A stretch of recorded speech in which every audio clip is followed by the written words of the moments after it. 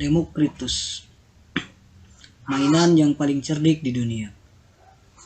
Sophie meletakkan kembali seluruh halaman ketikan dari filosof yang tak dikenal itu ke kaleng kue dan memasangkan tutupnya. Dia merayap keluar dari sarang dan berdiri sejenak memandang ke seberang taman. Dia memikirkan tentang apa yang terjadi kemarin. Ibu mengadanya tentang surat cinta lagi saat sarapan pagi ini. Dia berjalan dengan cepat menuju kotak surat untuk mencegah agar hal yang sama tidak terjadi lagi hari ini. Mendapatkan 2 surat cinta 2 hari berturut-turut akan 2 kali lebih memalukan.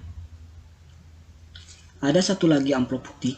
Sophie mulai melihat pola pengiriman itu. Setiap sore dia akan menemukan sebuah amplop coklat besar. Sementara dia membaca isinya, sang filosof akan menyelinap ke kotak surat dengan amplop putih kecil lainnya. Maka kini Sophie akan dapat mengetahui siapa dia. Sophie dapat melihat jelas kotak surat itu dari kamarnya. Jika dia berdiri di jendela, dia akan melihat sang filosof misterius.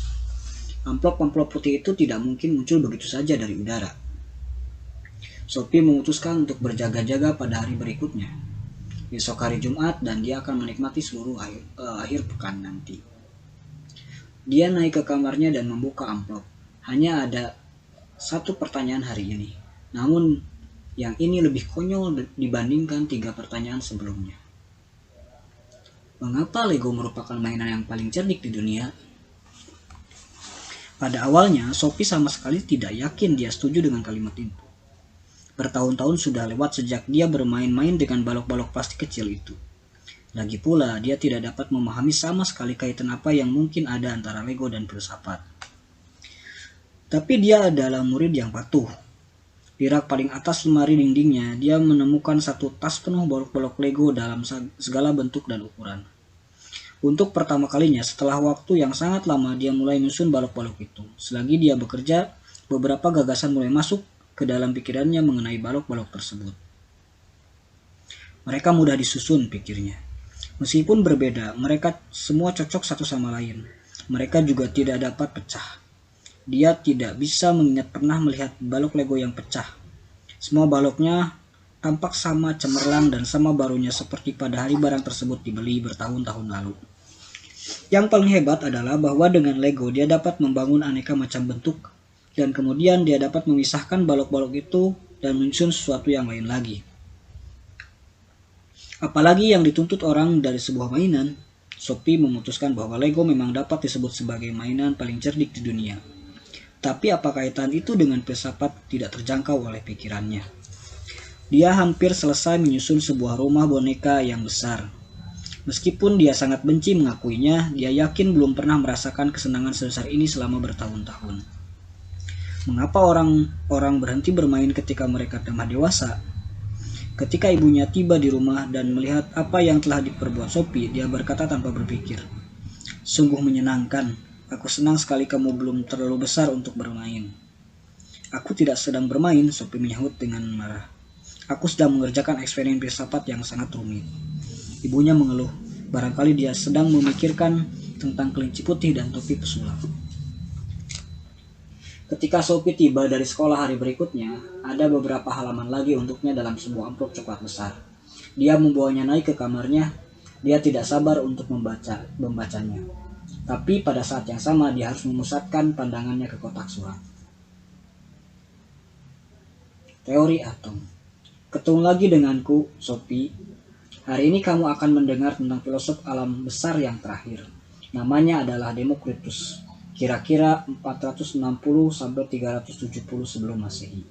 Dia berasal dari kota kecil Abdera di pantai utara Aegea.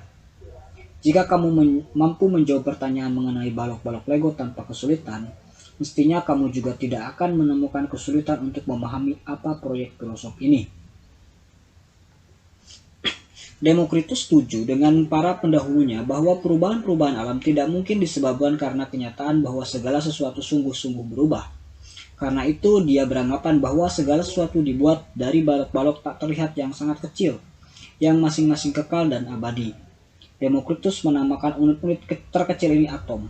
Kata atom berarti tak dapat dipotong.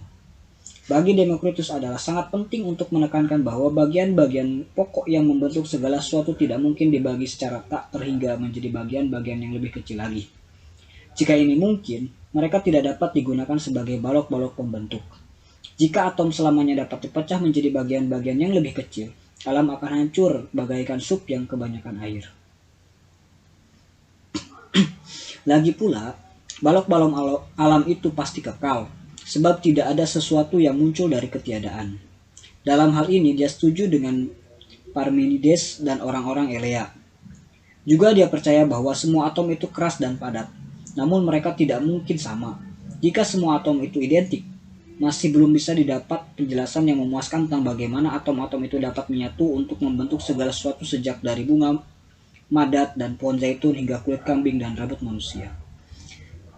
Demokritus percaya bahwa alam terdiri atas atom-atom yang jumlahnya tak terhingga dan beraneka ragam. Sebagian bulat dan mulus, yang lain tak beraturan dan bergerigi.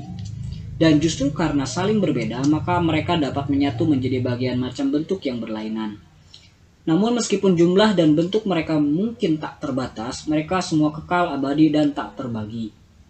Jika sebuah benda, sebuah pohon atau seekor binatang misalnya, mati dan hancur, atom-atomnya terurai dan dapat digunakan lagi untuk membentuk benda-benda yang lain.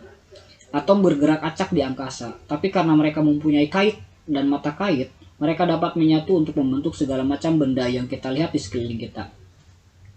Maka kini kamu tahu apa maksudku dengan balok-balok Lego. Mereka mempunyai sifat yang kira-kira seperti yang dinamakan atom oleh Demokritus. Dan itulah yang membuat mereka sangat gampang untuk disusun. Pertama dan terutama, mereka tidak dapat dibagi.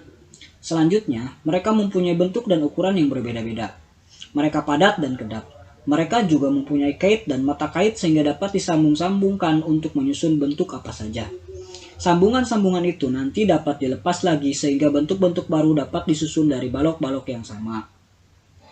Kenyataan bahwa mereka dapat digunakan berkali-kali itulah yang membuat Lego begitu populer. Setiap bagian balok Lego dapat menjadi bagian dari sebuah truk hari ini dan bagian dari sebuah kastil besok. Kita juga dapat mengatakan bahwa balok-balok Lego itu abadi. Anak-anak sekarang dapat bermain dengan balok yang sama sebagaimana kedua orang tua mereka dulu ketika mereka masih kecil. Kita juga dapat membuat benda-benda dari lempung, tapi lempung tidak dapat digunakan berulang kali sebab ia dapat terbagi menjadi bagian-bagian yang lebih kecil dan lebih kecil lagi. Bagian-bagian yang sangat kecil ini tidak akan pernah dapat disatukan lagi untuk membuat sesuatu yang lain. Kini kita dapat menyatakan bahwa teori atom Demokritus kurang lebih benar. Alam memang tersusun dari atom-atom yang berbeda yang menyatu dan terpisah lagi. Sebuah atom hidrogen dalam sebuah sel di ujung hidungku dulu pernah menjadi bagian dari belalai seekor gajah. Sebuah atom karbon di otot jantungku pernah berada di ekor dinosaurus. Namun di zaman kita sekarang, para ilmuwan telah menemukan bahwa atom dapat dipecah menjadi partikel elementer yang lebih kecil. Kita menyebut partikel elementer ini proton, neutron, dan elektron. Mereka mungkin suatu hari nanti dapat dibagi menjadi partikel-partikel yang lebih kecil lagi. Namun para ahli fisika sepakat bahwa batas itu pasti ada. Tentu ada bagian minimal yang dirinya lah alam tersusun. Demokritus tidak memiliki peralatan elektronik modern. Satu-satunya peralatan yang dimilikinya hanyalah otaknya. Namun penalaran membuatnya tidak mempunyai pilihan nyata. Begitu diterima bahwa tidak ada sesuatu yang dapat berubah, bahwa tidak ada sesuatu yang dapat muncul dari ketiadaan, dan bahwa tidak ada sesuatu yang dapat hilang, maka kesimpulannya alam pasti terdiri atas balok-balok sangat kecil yang dapat menyatu dan memisah lagi. Demokritus tidak percaya pada kekuatan atau jiwa yang dapat ikut campur dalam proses alam. Satu-satunya benda yang ada dia yakin adalah atom dan ruang hampa. Karena dia tidak mempercayai apapun kecuali benda-benda material, maka kita menyebutnya seorang materialis. Namun Demokritus tidak ada desain yang disengaja dalam gerakan atom. Menurut Demokritus tidak ada desain yang disengaja dalam gerakan atom. Di alam, segala sesuatu terjadi secara mekanis saja. Ini tidak berarti bahwa segala sesuatu terjadi secara acak atau segala sesuatu mau tak mau mematuhi hukum-hukum yang pasti. Segala sesuatu yang terjadi mempunyai penyebab alamiah, yaitu penyebab yang menyatu dalam benda itu sendiri. Demokritus pernah mengatakan bahwa dia lebih suka menemukan penyebab alam yang baru daripada menjadi raja Persia. Teori atom yang menjelaskan persepsi indera kita, menurut Demokritus, jika kita merasakan sesuatu itu karena gerakan atom di angkasa. Ketika aku melihat bulan, itu karena atom-atom bulan menyusupi mataku. Tapi lalu bagaimana dengan jiwa? Mestinya tidak mungkin ia terdiri dari atom, dari benda-benda material. Tentu saja mungkin. Demokritus yakin bahwa jiwa tersusun dari atom-atom jiwa yang halus dan bulat. Jika seorang manusia meninggal, atom-atom jiwa terbang ke segenap penjuru dan selanjutnya dapat menjadi bagian dari formasi jiwa yang baru. Ini berarti bahwa manusia tidak mempunyai jiwa kekal, suatu keyakinan lain yang banyak dipercaya orang sekarang ini. Mereka percaya, seperti Demokritus, bahwa jiwa ada hubungannya dengan otak dan bahwa kita tidak mungkin memiliki bentuk kesadaran apapun begitu otak hancur. Teori atom Demokritus menandai berakhirnya filsafat alam Yunani untuk saat ini. Dia setuju dengan Heraklitus bahwa segala sesuatu di alam ini mengalir, sebab bentuk-bentuk itu datang dan pergi. Namun di balik segala sesuatu yang mengalir itu ada beberapa benda yang kekal dan abadi yang tidak mengalir. Demokritus menyebutnya atom. Selama membaca, Sophie memandang keluar dari jendela beberapa kali untuk mengetahui apakah koresponden misteriusnya telah muncul di kotak surat. Kini dia hanya duduk saja memandang ke jalan sambil memikirkan tentang apa yang telah dibacanya. Dia merasa bahwa gagasan-gagasan Demokritus itu sangat sederhana namun sangat cerdik. Dia telah menemukan solusi nyata bagi masalah tentang bahan dasar dan perubahan. Masalah ini demikian rumitnya sehingga para filosof telah dibuat pusing olehnya selama beberapa generasi. Dan pada akhirnya Demokritus telah memecahkannya dengan menggunakan akal sehatnya sendiri. Mau tak mau, Sophie tersenyum. Pasti benarlah bahwa alam itu tersusun dari bagian-bagian kecil yang tidak pernah berubah. Pada saat yang sama, Heraklitus benar sekali dengan beranggapan bahwa semua bentuk di alam ini mengalir. Karena setiap orang mati, binatang mati, bahkan jajaran gunung-gunung pun lambat laun hancur. Masalahnya adalah jajaran gunung itu terdiri atas bagian-bagian sangat kecil yang tak dapat dipecah dan tidak dapat hancur.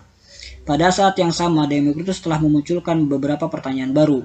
Misalnya, dia mengatakan bahwa segala sesuatu terjadi secara mekanis. Dia tidak mau menerima bahwa ada kekuatan spiritual dalam kehidupan. Tidak seperti Empedokles dan Anaxagoras, Demokritus juga percaya bahwa manusia tidak mempunyai jiwa yang kekal. Mungkinkah Sophie yakin akan hal itu? Dia tidak tahu, namun toh dia baru saja mulai pelajaran filsafatnya.